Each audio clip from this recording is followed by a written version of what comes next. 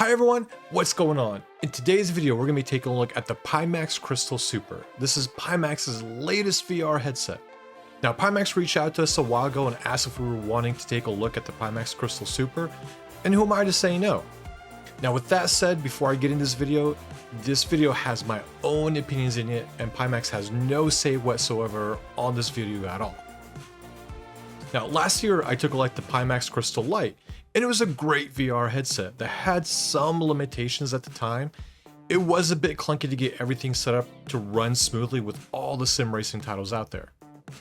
So now getting into the Pimax Crystal Super, I'm going to take a quick dive into it. This isn't going to be a full review video, it's just going to be a quick impressions video.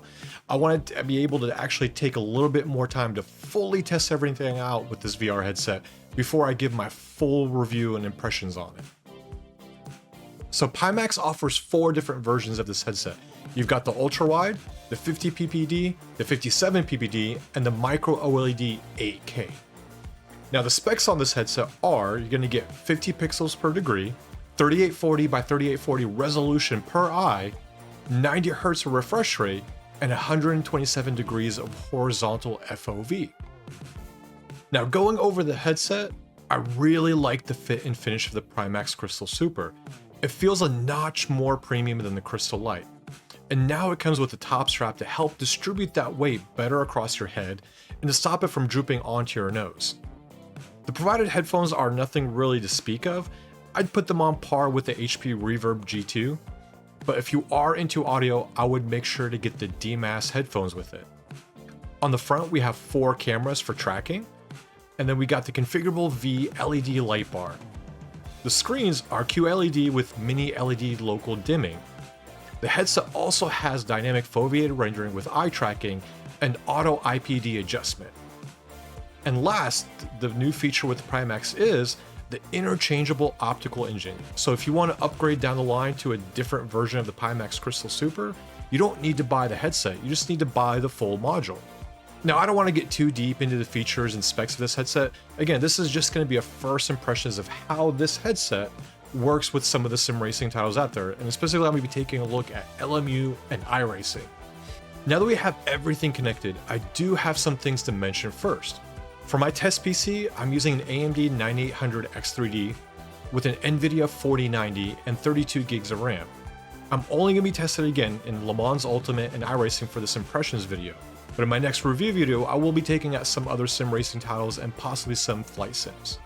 Now, before jumping into LMU, I do have some advice for you before jumping out on track. I do recommend you use OpenXR for this headset. I would totally avoid SteamVR. When I tried it using SteamVR for Le Mans Ultimate, it was just flat out terrible. It was just constant stuttering and freezings. I also did have to do some changes in NVIDIA to optimize the LMU graphics, and you can see that based on a video from Pimax, and I'll have the link for that down below.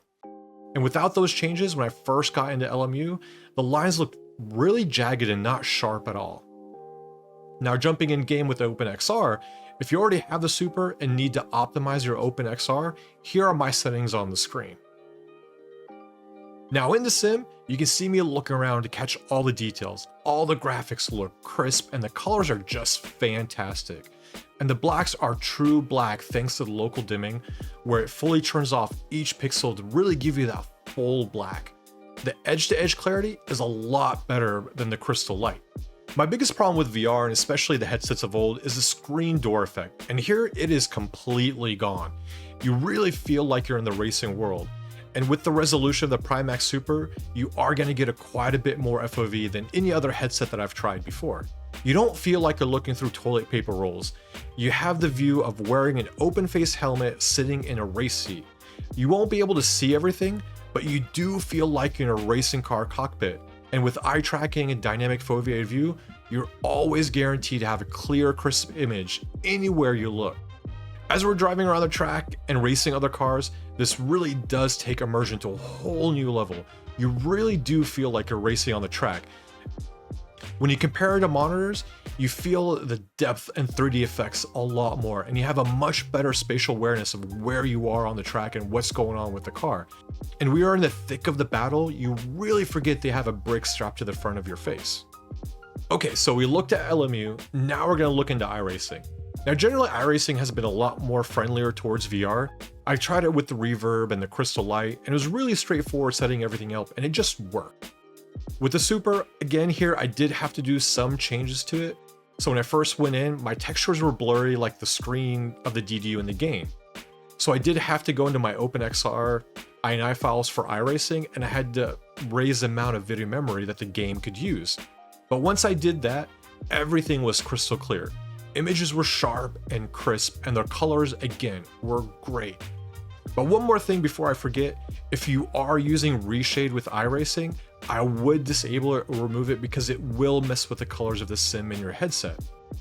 But back to the game, iRacing probably has the best implementation of VR than any other sim racing title out there. And in this race, I do have it close to sunset because I just want you to see how the lighting effects are. And again, it was great. It felt really, really nice. Again, just like with LMU, the visuals are outstanding. I felt the frame rate with iRacing were a bit better than they were in LMU. And I just think that's down to how well and how much time iRacing had to optimize VR for sim racing. And I really can't wait to see how iRacing will perform when they bring in foveated view in with the next build. That should really, really help with the frame rate and the performance of the sim. Well, what are my initial thoughts on the Pimax Crystal Super? It is a great headset that's pushing 4K 90 FPS. I'd hesitate right now to say it's the best VR headset that's out there. I do need to spend some more time tweaking some of the settings to really make sure I get everything right without sacrificing the performance. And speaking of tweaks, you are going to have to mess around with some of the settings with Pimax Play, with your graphics card settings and in-game settings just to make sure everything works right. SteamVR is probably okay to run non-GPU intensive games, but if you're going to be playing sims like sim racing or flight sims, I do highly recommend you use OpenXR to really maximize what this VR headset is capable of. Now, Pimax does recommend you use at least a 3080 NVIDIA card, but to really get the most out of it, you're going to need at least a 4080 Ti and above to really maximize what this headset is capable of. Now, Pimax Play is a program that runs this headset. It is very well organized and the settings are placed in the right spots. Plugging in the headset, setting up the play space and configuration was really a piece of cake. It's very different from a year ago, and Pimax has really upped their game with their software. The head strap does make the headset a lot more comfortable than the light was, because it really helps distribute that weight better, again, making sure it doesn't droop on your nose. The automatic IPD adjustment is a great feature, but it can get a bit bothersome if you take your headset on and off since it adjusts every time you put it on, but you can turn that feature on. With the new cameras and the SLAM technology, I never had any tracking issues. I just did the room setup and configuration, and that was it. But again, if you're using it just for sim racing, then it's not really going to matter for you. The QLEDs on the Pimax Crystal Super are bright, much brighter than what's on the Crystal Light. And with the local dimming technology, with it being able to turn off each pixel LED to make sure you get a true black and not just grayed areas like on some of the other headsets.